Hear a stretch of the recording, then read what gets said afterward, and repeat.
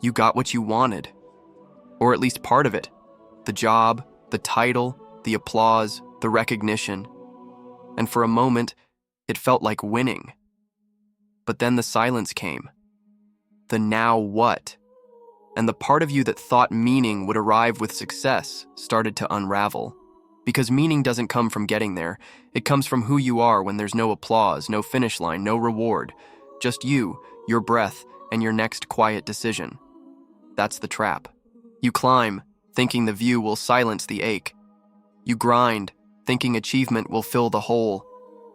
But when you arrive and nothing changes inside, you start to wonder if something's wrong with you. There's nothing wrong with you. What's wrong is the script. You weren't built to chase trophies. You were built to build meaning. And that starts the moment you stop outsourcing it to outcomes. Most people think purpose is something you stumble into, like a hidden treasure waiting to be discovered if you just think enough, pray enough, or chase the right passion. But meaning doesn't work like that. It's not passive. It's not waiting. Meaning is something you build.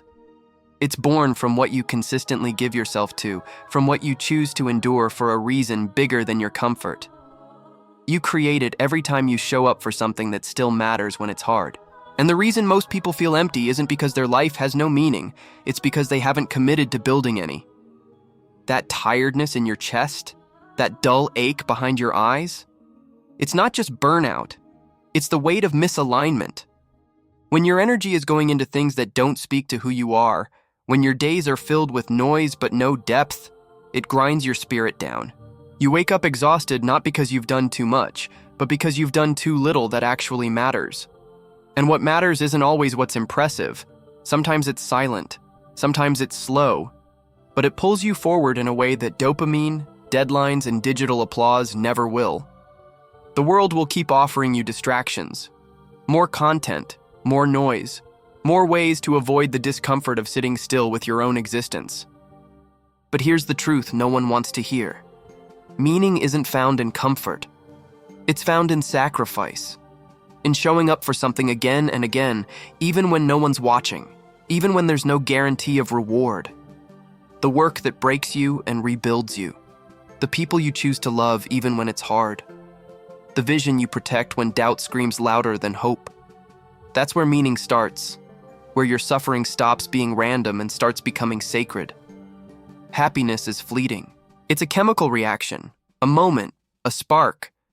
And there's nothing wrong with feeling it. But when you build your life trying to feel good all the time, you end up empty. Because life isn't always good. It's brutal. It's raw. It demands from you. And in that demand, it gives something more permanent than happiness: meaning.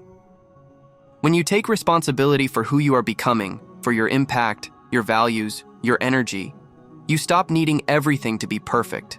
You just need it to be real, and real will always carry more weight than momentary pleasure.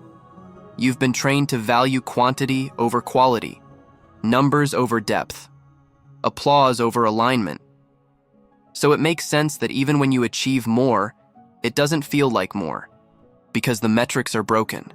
You're trying to weigh meaning using a scale that only reads external validation. But real fulfillment doesn't show up on charts. It shows up in quiet nights when you know you lived in truth. It shows up when your values match your actions, when your inner world stops arguing with your outer behavior. If you feel empty, it might not be because you're missing something. It might be because you're full of what doesn't matter. We expect meaning to arrive with thunder, some breakthrough, some explosion of clarity. But it doesn't. Meaning arrives in the small, repeated moments you keep showing up. It's in the way you treat someone when you're tired. In the decision to stay honest when lying would be easier. In the effort you make when no one will ever know. And because it's so quiet, it's easy to overlook, easy to doubt, easy to think it's not enough.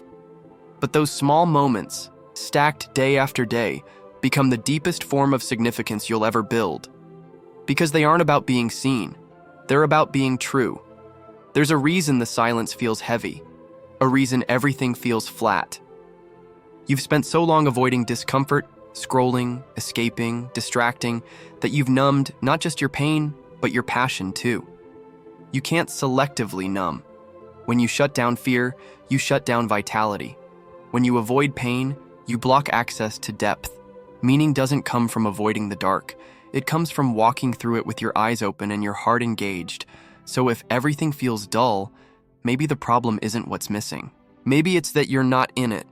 Not fully present, not fully honest, not fully alive. The search for meaning is never about finding some universal truth waiting in the sky. It's about deciding what you're willing to bleed for. What you're willing to give energy to day after day, even when it doesn't give back right away. That's what gives life weight. Not some magical clarity, but the act of choosing to care. Choosing to build. Choosing to protect something that matters. You don't need to wait for purpose to strike like lightning. You just need to look at your life and ask, what am I willing to carry, even when it's heavy? The answer to that question is your meaning. Raw, real, and earned. You think you need more success, more stimulation, more change, but that's just noise. What you really need is depth.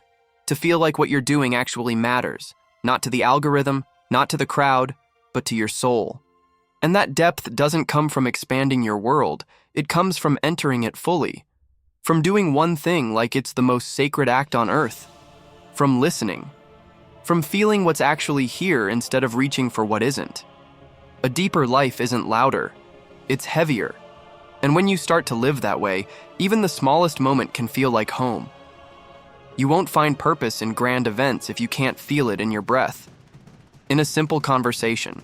In doing something kind without being seen.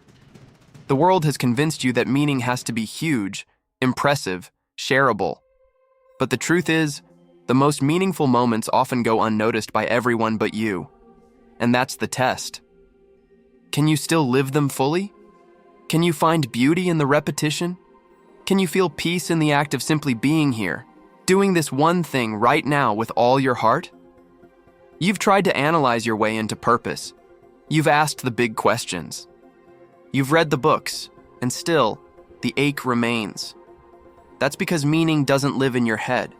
It lives in your hands, in the work, in the practice, in the daily choice to lean in when it would be easier to check out. Life isn't a puzzle to solve. It's a story to inhabit. And the chapters won't always make sense. But if you keep showing up, with honesty, with courage, with presence, meaning will show up too. Not as a conclusion, but as a companion. You've been waiting, thinking purpose is a gift you're supposed to receive. But maybe it's not something you're given. Maybe it's something you create, through action, through connection, through alignment. The moment you stop chasing the perfect life and start living this one, fully awake, fully engaged, meaning begins to unfold, slowly, quietly, but undeniably. So don't wait for the feeling, don't wait for the sign. Just pick up the pen and start writing a life worth reading.